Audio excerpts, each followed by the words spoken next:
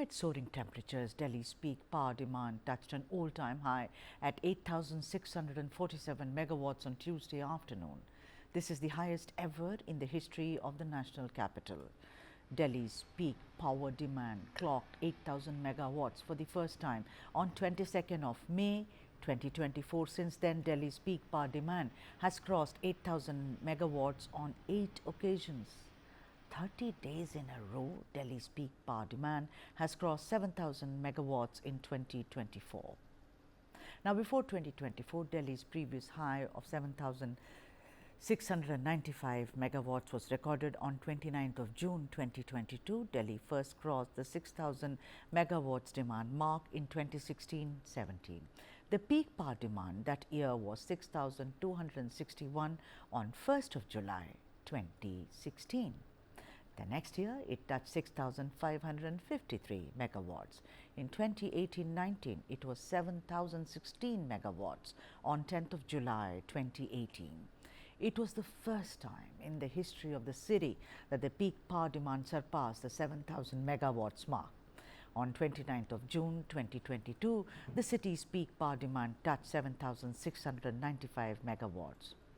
Delhi's peak power demand was 7,438 megawatts on 22nd of August 2023. In 2020-21, during COVID lockdown, the peak power demand in the city was 6,314 megawatts, while in 2021 it touched 7,323 megawatts. And to speak more on this, I am now joined by Dr. Vibha Dhawan, Director General, the Energy and Resources Institute, TERI. Dr. Dhawan, most welcome to our broadcast and many thanks for making the time to join us.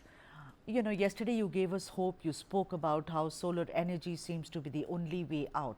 But when it has peaked like this and reached the acme, as it were, what is the way out going forward, Dr. Dhawan? While I did spoke about the potential of solar, the fact of the matter is, what do we do today? Yeah. Because it's scorching sun, and at the same time, no respite. We don't know when the monsoon is going to come. And as you rightly said, the nights are very, very warm.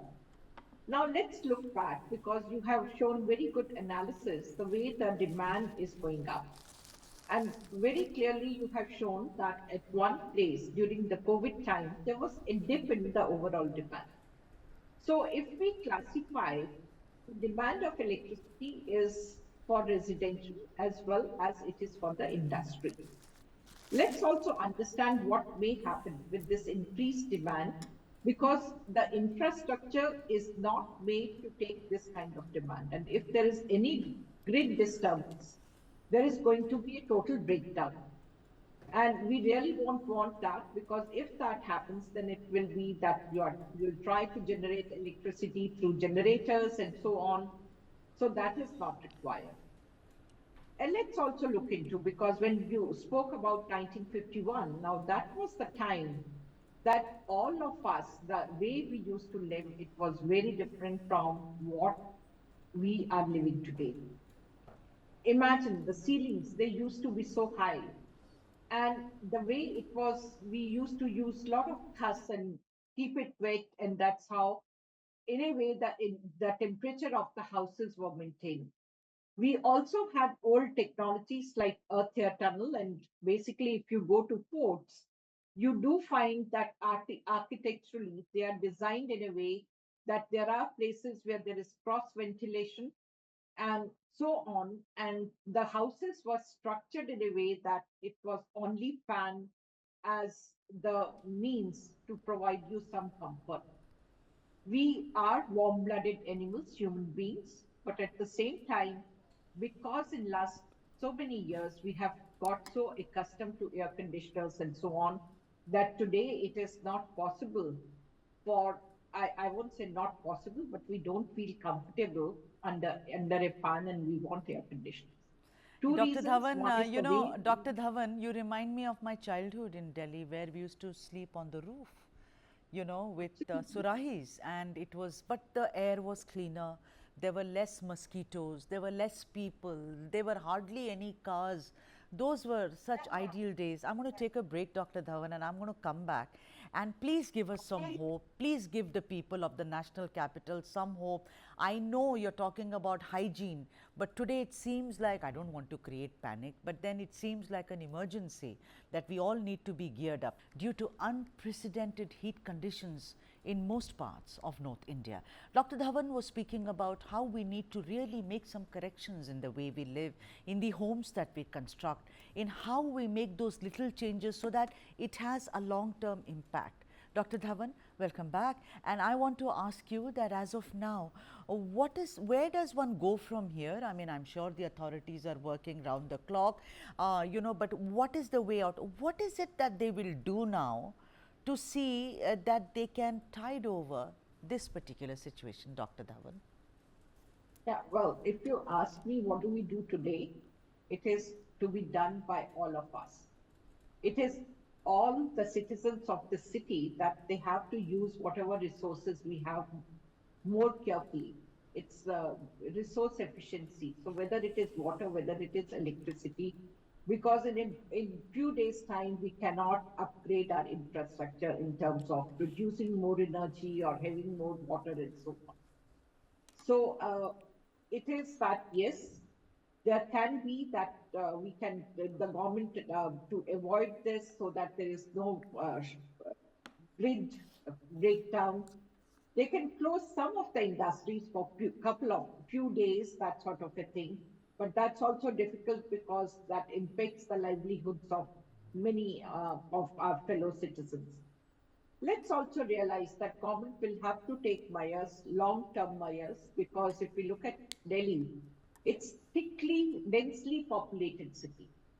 Now, with increase in population, essentially, it is that they also need resources. So whether it is power, whether it is water, whether it is road infrastructure. So today we are really, really constrained.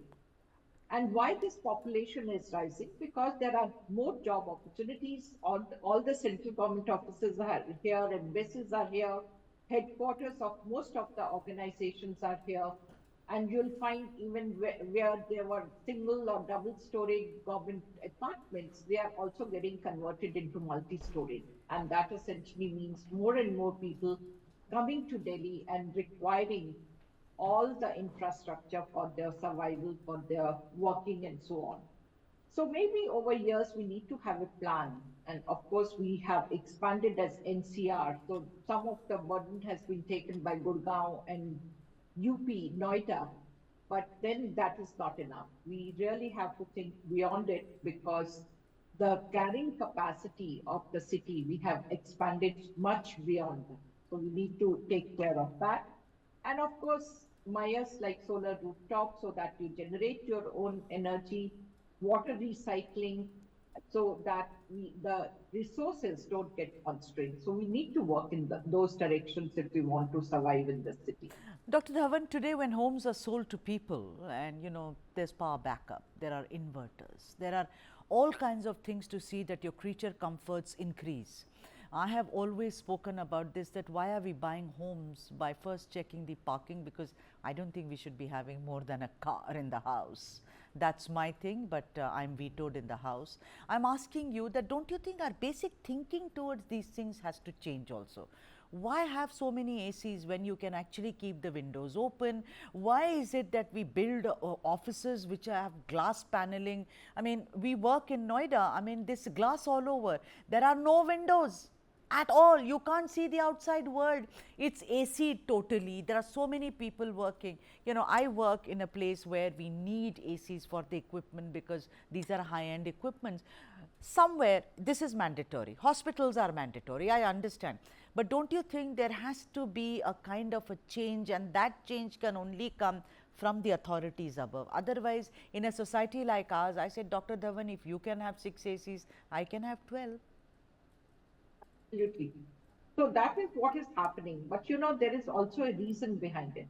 Because of the air pollution, you have to keep your windows closed as much as possible. And especially for 3 to 4 months in a year, you actually have air purifiers at home. Now we are caught in a vicious cycle. And that is, there is no fresh air. There is actually no fresh air. And therefore, and what is the reason for that? It is our own air conditioners which are creating more and more heat. It is our cars which are making the air unlivable. So therefore, we are getting impacted and we are contributing to what is happening. So we are now caught in a vicious cycle of, is the air breathable in Delhi? Are the temperatures conducive enough for me to survive without air conditioners? Right. Now, the little change which I can actually bring is that, do I, as you rightly said, even if I have 5 air conditioners or 6 air conditioners at home, when we are facing a situation, emergency situation like this, can I ensure that all of us sit in 1 or 2 rooms and ensure that only 2 ACs run and not 6? Brilliant. So, Yes. or can I ensure that when the midnight temperatures are 35, 32 degrees, that's the time I switch off the air conditioners for few hours. So it's little uncomfortable, but at the same time, I'm ensuring that electricity will remain available to all of us. On that Same is note, true with water. Why yeah. not water recycling? Do I need to wash my car with water? So small little things that each one of us. So if Right. we all do that, we will be able to And I think we'll tide over manage.